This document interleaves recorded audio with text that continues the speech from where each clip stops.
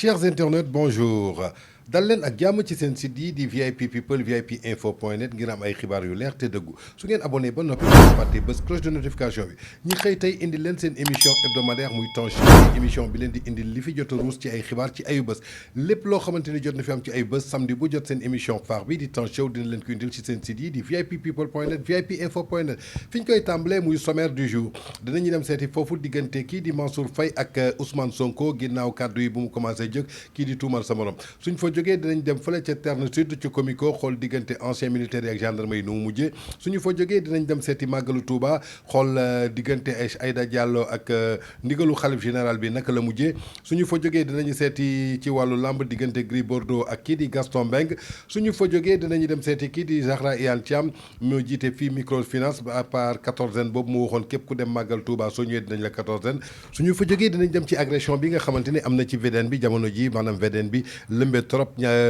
cité ñaawtee fii suñu fa jógee dañ dem foofu ci États-Unis xool kii di Donald Trump ak soxnaam nu ñu mujjee ak seen Covid 19. li gën a fës ci yéenekaay yi ay bés yi ñu génn muy diggante kii di Mansour Faye ak kii di Ousmane Sonko bu Pastef ginnaaw Mansour Faye bu mu génnee ay tuuma teg ko ci ndodd kii di Ousmane Sonko ne Ousmane Sonko dafa ñëw ci moom raam supplié ko pour mu wutal ko audience ci gorom boobu di président de la République Macky Faye ginnaaw loolu nag Ousmane Sonko dafa génnoon def benn démenti ne Mansour Faye lu mu wax dara du ci dëgg lépp ay kàcc la ay naru kese la ginnaaw loolu nag kii di Mansour Faye génn na jàkkaarloog presse bi maanaam ci point de presse boobu taxawal na dëggal lépp loo xamante ni kii di Ousmane Sonko def na ko nee na Ousmane Sonko ñëw na ci moom pour supplier ko pour ñu am audience ak président de la République te audience boobu am na audience bi fu mu amee ay autorités ñoo ko fekkee ay hauts magistrats yoo xamante ni ñoom ñëpp teewe woon nañ ko ginnaaw loolu bi ñu ko teewee ba noppi am na ay audio sonore yoo xamante ni ay enregistrement yoo xamante ni yu récent la xaarul dara lu dul ndigal ci Ousmane Sonko mu génnee ko jox ko presse bi ndaxte dafay bañ a violer loi boo xamante ni enregistrement secret la bés bu ko Ousmane Sonko joxee ndigal dina ko génnee ginnaaw loolu nag bi ñu jógee foofu kii di Ousmane Sonko dellusiwaat na ne moom jox na autorisation kii di Mansour Faye autorisation boobu mu ko jox nag ak audio bi lan la ci kii di Ousmane Sonko wax ak Ousmane Sonko lan la wax ak président de la République bi mu ko wutalee audience parce que Mansour Faye nee na du dellu ci audience boobu ndaxte loolu ay secret professionnel la mais nañu jàpp ni que daal Ousmane Sonko wut na audience te fu mu ko sàkkoo ci Mansour Faye gisee nag président de la République lan la doon wax ak président de la République ak lan la ko doon demandé loolu yëpp ku ko bëgg a xam da ngay dugg ci sa site bii di VIP people point net ba VIP info point net mais ginnaaw loolu tamit Ousmane Sonko taxawaat na weddi ay kàddu Mansour Faye bu baax a baax mais ci loolu dañuy gis Mansour Faye aussi delluwaat ginnaaw tuuti ndaxte Mansour Faye dafa newoon moom du wuy ji OFNAC du wuy ji benn gestion boo xamante ni jëm na ci distribution aide alimentaire Covid 19 bi mais jamono ji Mansour Faye nee na pare na pour dem wuy ji OFNAC ba noppi joxe ay leeral ci wàllu distribution aide alimentaire boobu ku xam lu si Mansour Faye wax maanaam ci wàllu OFNAC boobu ak aide alimentaire da ngay dugg ci sa site bi di VIP people point net jógee ci coowal Mansour Faye ak kii di Ousmane Sonko maanaam ci wàllu audience am na du am dañuy dem fële ca Comico suñu demee Comico nag suñu xel day dem ci Wakam muy affrontement boo xamante ne amoon na si diggante ancien militaire yoo xamante ni dañ leen fa joxoon ay kër ak gendarme yi muy force de l'ordre yi ba nga xamante ni kenn ñàkk na ci bakkanam 4 gendarme blessé na ci lu waral loolu nag ay titre foncier loo xamante ni ay militaires yi lañ ko joxoon muy ancien militaires yi mais ba ñu demee ba ci biir dañuy jàpp ni que amul benn titre foncier boo xamante ni am na foofu ca Terre Sud ba mu waraloon indi ay jàmmaarloo diggante ancien militaires yi ak force de l'ordre ginnaaw loolu nag bi ñu ci dellusee nee nañu amul benn titre foncier boo xamante ni am na foofu ca Terre du Sud léegi daal kenn moo war a doon arbitre bi muy le président de la République muy ay jàmmaarloo yoo xamante ni fës na trop ci ayu bés bi ba nga xamante ni ay gaañu-gaañu yu bëri am na ci mu jaaxal nit ñi askan bi bu lool ndax su demee bàyyi ancien militaire di jàkkaarloog ay gendarme fii ci suñu réew naa pële ñi loolu lu doy waar la suñu réew lépp daal loo xamante ni am na ci biir ak dossier bi naka la mujjee ak ñan ñoo moom titre foncier yi ak ñan ñoo ci bokk ñan ñoo ci bokkul da ngay dugg ci sa site bii di VIP people point net mbaa VIP info point net suñu jógee foofu ca Wakam dañuy dem fële ca Touba Mbacké muy la ville sainte ñëpp xam nañu màggal Touba muy 18 safar bu Cheikh Ahmadou Bamba muy retour en exil de Cheikhul Khadim Rasoul mi ngi am le mardi 6 octobre 2020 foofu ca Touba mais màggal bi balaa mu doon am nag amoon na ay jàppante yoo xamante ni amoon na ci ndigal yoo xamante ni xalif général des Mourides joxe woon na ko ginnaaw bu mu jëlee décision ne màggal bi dañ koy amal mais màggal bu unique lay doon atum ren ginnaaw bi mbas bi amee ci réew mi kii di soxna ci Cheikh Béthio Thioune di soxna Aïda Diallo jiite benn parti cantakul yi moom ginnaaw bu mu jëlee benn parti ndono kii di jëkkëram jooju doon Cheikh Béthio Thioune doom ja di sëñ Saliou Thioune jël beneen ndono bi kii di soxna Aïda dafa newoon dafay màggali foofu ca Ngaabu ba mu nee nag day màggali ca Ngaabu kii di xalif général des Mourides ak famille Serigne Saliou Mbacké tere woon ko loolu yëpp ginnaaw bañ ko teree nee nañu joxe nañu ndigal daal bu Aïda Diallo takk bâche bu mu fa rey ay nag bu fa dara dugg ginnaaw loolu Aïda Diallo jëloon na ay berne maanaam muy ay addiye ay nag yu bëri yóbbu ko foofu jox ko xalif général mais ginnaaw bi berne yi ñëwee ba foofu ca Touba lu ci jaaxal askan bi kii di porte parole des xalif général des mourides di Serigne Bass Abdou Khadre daf ko delloo njabootu Serigne Saliou Mbacké lépp loo xamante ni Aïda Diallo daf ko indiwoon na ko daf ko delloo lu waral ñu delloo ko ak lan moo tax ñu delloo ko da ngeen di dugg seen site bii di vippeople.net mais taxul Aïda Diallo bàyyi ndaxte Aïda Diallo nee na donte du màggal foofu ca Touba wala Ngaabu mais dina dem fële ca Medinatul Salaam fa nga xamante ni bërëbu sa borom këram boobu la woon di Cheikh Béthio Thioune maanaam màggale ko foofu ba bañ na ko ba jël ay bagaasam ak ay nagam yóbbu ko foofu xaw ma day naqaral wala day neexal dam bërki démb daal génn na ay nataal di wane ay waañu cofeel nag ñu ngi koy soog a dégg ci suñu mim réew ginnaaw loolu daal Aïda Diallo jàppale ni que màggal bi su dee Touba lay amee foofa ca Medinatul Salaam ca Mbour Aïda Diallo dina fas yéene màggal foofu ak ay taalibe cantakunam suñu jógee foofu ca Touba ak Madinatul Salaam dañuy dellu si waat fii ci ministère des microfinances ki ko jiite di Zahra Iyane Thiam gis ngeen ni que le 29 septembre am na benn circulaire muy benn lettre communiqué boo xamante ni génnoon na foofu ci ministère am ba Zahra Iyane Thiam xamal ni que képp koo xamante ni dem nga màggali atum ren bii foofu ca Touba soo ñibbisee dañ lay mettre en quatorzaine maanaam 14 jours dañ la koy tëj maanaam mettre la comme ni ñu doon def quarantaine mais bi yoon quatorzaine la mais ginnaaw bi lettre boobu génnee je crois que dafa am coow boo xamante ni bu mag a mag génn nii ndaxte dañuy jëm baaraamu tuuma kii di Zahra Iyane Thiam dafa mel ni dafay stigmatiser nit ñi maanaam gëmal ni nit ñi rek képp ku dem Touba da nga fay am mbas mi mais ginnaaw loolu Zahra Iyane Thiam dellu si war na ci kàddu yooyu nee na moom deful woon décision boobu pour stigmatiser nit ñi maanaam juste daf ko defoon rek maanaam ñi bëgg a dem màggal nañu jël congé 14 jours en tout cas loolu la Zahra Iyane Thiam fësal ku bëgg a xam nag lu tax mu fësal na nga jël congé 14 jours da ngay dugg ci sa site bi di vippeople.net suñu jógee foofu ca microfinance ci Zahra Iyane Thiam dañuy dem fële ci porte du millénaire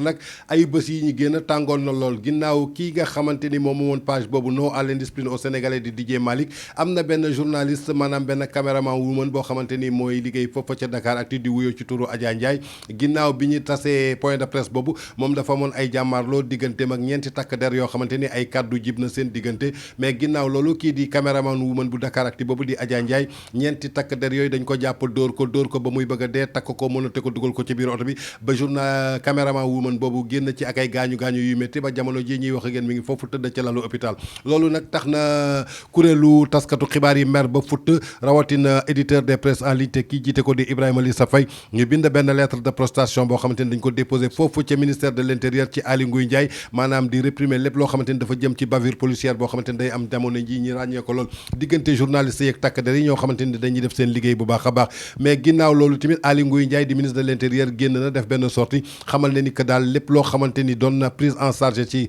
kooku di caméraman woman bu Dakaractu boobu di Adja Ndiaye état bi dina ko jël en charge ba noppi ñi def ñaawteef boobu dinañ leen sanctionné bu baax a baax ginnaaw bi ñu leen auditionné ñoom ñeent ñooñu déglu nañ leen mais kii di Adja Ndiaye dañ ko fekk ci lalu hôpitalam déglu ko yan sanction mooy dal ci ñeent ñooñu nga xamante ne dal nañu ci kaw caméraman woman boobu nekk foofu ca Dakaractu di Adja Ndiaye ku bëgg a xam lépp da ngay dugg ci sa site bi di vippeople.net ginnaaw ay weer ñu génn gis nañu coow doxoon na ci diggante troisième tigre de Fass bi di Gris Bordeaux ak kii di promoteur bu mag boobu di Gaston Mbengue ginnaaw bi coow doxee seen diggante mu doonoon benn chèque sans provision bu 15 millions bi ñu joxoon avance kii di Gris Bordeaux pour mu war a jàmmarloo kii di Balla Gaye numéro 2 ginnaaw loolu Gris Bordeaux ne moom jotul dara ginnaaw loolu aussi Gaston taxaw na aussi nee na ko Gris Bordeaux delloo xaalisam jàppale ni ko coow loolu amoon fi diggante weer si diggante Gaston Gris Bordeaux dafa mel ni yàlla mi ngi ciy bëgg a sotti ndox ndaxte jamono ji Gaston ak Gris Bordeaux ñi ngi jëm ci yoonu boo xamante ni ñi ngi waaj a déggoo ba ci suñu sukkandikoo ci kii nga xamante ni moo yor kii di troisième tigre de Fass nee na nañ jàpp daal combat bi war a dox ci diggante Gris Bordeaux ak Balla Gaye dinañ ko sauver bu baax a baax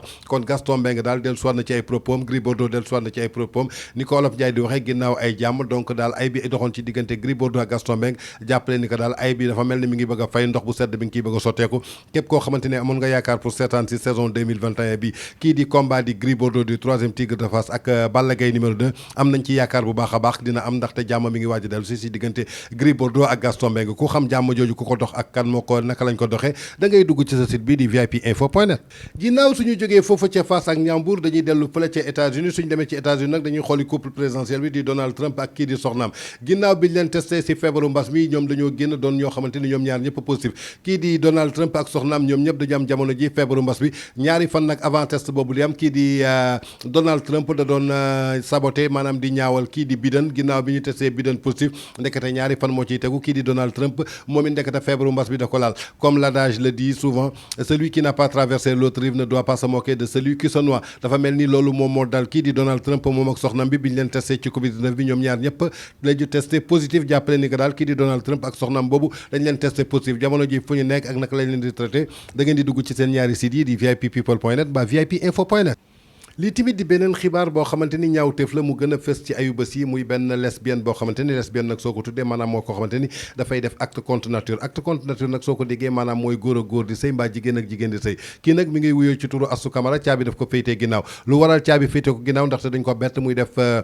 ay njombe yoo xamante ni doy na waar trop maanaam ak beneen naataangoom boo xamante ni jigéen la muy sëy ak moom maanaam di def ay affaire lesbianisme yu mag a mag ba tax nag ki ñu ko jàppee caabi daf ko féetee ginnaaw mais ginnaaw bi ko caabi féetee ginnaaw Astou Camara dafa dellu soit ci ay confidence yu mu xamal nee na moom joueuse basket la woon mi ngi woon foofu ca USA mais dafa am benn xaritam bu jigéen boo xamante ni moo yàq adunaam mu doon loo xamante ni jamono ji daal lëmbe na suñu dëkk bi muy wàllu lesbianisme wàllu góor jigéen jamono ji daal kenn xamatul ban aduna la ñu nekk ndaxte góor ñi ngi sëy seen biir jigéen ñi di sëy seen biir mu doon loo xamante ni doy na waar kii nag Astou Camara la biñ ko jàppee mu doon benn ex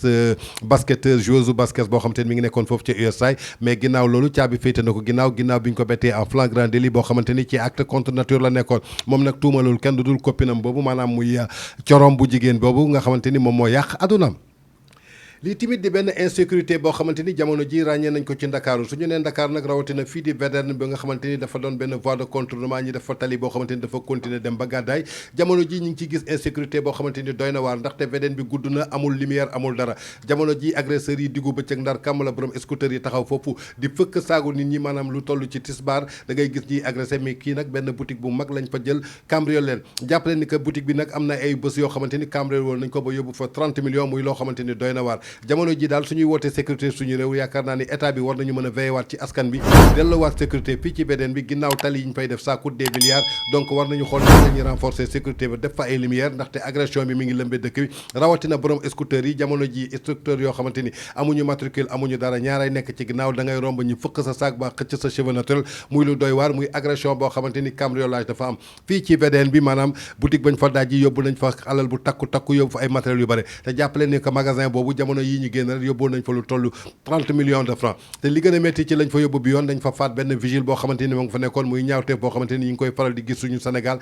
mu doonoon seen émission hebdomadaire bi ñu leen di indil samedi bu jot si seen ñaari site phare yi di vippeople.net vipinfo.net muy temps show bi leen di indil récap nag su ngeen ko déggee maanaam mooy lépp loo xamante ni jot na furus ci ay xibaar ci ayu bés samedi bu jot ñi leen koy indil si seen site yi di vippeople.net vipinfo.net comme ni ma leen koy waxee saa su ne rek c'est votre site des grands événements képp koo xamante ni am nga reportage mbaa publicité boo xamante ni bëgg nga mu siiw da ngay woote ci service commercial bi au 33 842 51 20 33 842 51 20 mbaa nga woote ci 77 107 47 26 77 107 47 26 di leen jox dig daje à la semaine prochaine avec un autre numéro de votre émission Temps Show. D'ici là, nous vous souhaitons une excellente journée et nous vous souhaitons un très bon week-end et bon Magal de Touba à tous les mourides.